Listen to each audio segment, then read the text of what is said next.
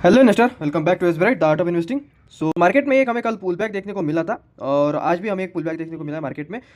यहाँ पे जो क्लोजिंग हुई है वो हुई है 25,212 पे, लेकिन 20 डे एक्सपोनेंशियल मूविंग एवरेज का जो भी यहाँ पे रेजिस्टेंस यहाँ पे बना हुआ है वो है 25,250 का।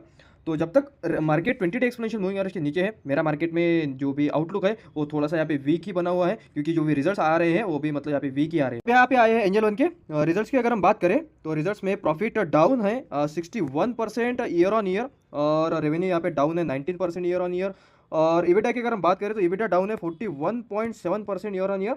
और उसके बाद मार्जिन्स की अगर हम बात करें तो मार्जिन्स का और भी बुरा हाल यहाँ पे हमें होता हुआ दिखाई पड़ रहा है। मार्जिन्स यहाँ पे आए 24% ईयर ऑन ईयर, जो कि 33.4% थे पिछले साल में। और क्वार्टर ऑन क्वार्टर की अगर हम बात करें तो 32% थे। तो एंजल वन के रिजल्ट्स काफ़ी यहाँ पे वीक आए हैं। सेबी ने जो भी रिस्ट्रिक्शन यहाँ पे लगा दिए हैं ऑन F&O ट्रेडिंग हो या फिर और बाकी जो भी रिस्ट्रिक्शन यहाँ पे लगाए हैं, उसकी वजह से एंजल वन के रिजल्ट्स की जो भी एक्सपेक्टेशन थी वो यहाँ पे वीक ही थी। ग्रॉस क्लाइंट एक्विजिशन की अगर हम बात करें तो क्वार्टर ऑन क्वार्टर ये 4% डाउन है और ईयर ऑन ईयर ये 40% डाउन है।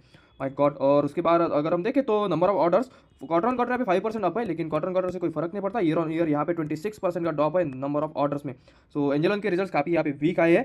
एंजल वन आज 2% तक यहाँ पे अप था, और यहाँ पे अगर हम देखें चार्ट्स में तो चार्ट्स पे यहाँ पे 200 डे एक्सपोनेंशियल मूविंग एवरेज के पास यहाँ पे स्टॉक यहाँ पे ट्रेड करता हुआ यहाँ पे दिखाई पड़ रहा है। अगर खुदा ना खास्ता अगर ये 200 डे एक्सपोनेंशियल मूविंग एवरेज अगर टूटता है, जो कि कल हमें टूटता हुआ दिखाई पड़ेगा। टेक महिंद्रा के रिजल्ट्स भी यहाँ पे मतलब इतने ज़्यादा अच्छे नहीं आए हैं। तो टेक महिंद्रा के रिजल्ट्स एवरेज है, ठीक ठाक रिजल्ट्स है। और क्वार्टर वन FY26 की पैट की अगर हम बात करें तो प्रॉफिट यहाँ पे 1141 आया है, जो कि एक्सपेक्टेशन से यहाँ पे मतलब कम ही है।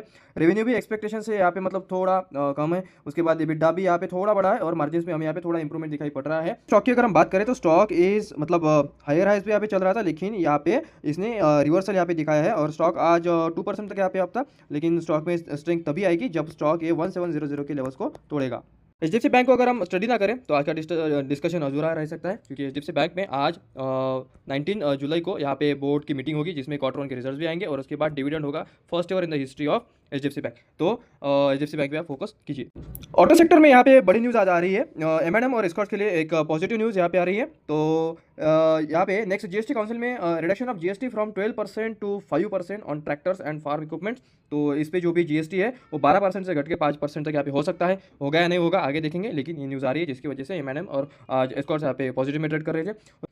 मारुति सुजुकी में एक पॉजिटिव न्यूज़ है, वो 6 एयरबैग्स यहाँ पे ऐड करेंगे एस्कॉर्ट्स और बलिनो में, और उसकी जो प्राइस हाइक होगी 1.4 और 0.5% respectively. Good news as per the consumer driven, ठीक है। तो एयरबैग्स इज कंपलसरी, और ये जो भी प्राइस हाइक होगा ये कस्टमर को पास ऑन किया जाएगा। एफआईएस ने आज यहाँ पे सेलिंग की है, और DIS ने यहाँ पे आज बाइंग की है 1221 करोड़ की, और एफआईएस की सेलिंग है 1795 करोड़ की। तो अगर रिजल्ट्स की अगर हम बात करें तो ITC होटल्स के रिजल्ट्स यहाँ पे मतलब ठीक ठाक मतलब अच्छे रिजल्ट्स है ITC होटल्स के। और उसके बाद जियो के लिए अच्छी न्यूज़ है, उनको सेबी की तरफ से यहाँ पे नोट मिल गया है to launch 4 new passive funds. तो जियो फाइनेंशियल्स पे आप नजर रख सकते हैं।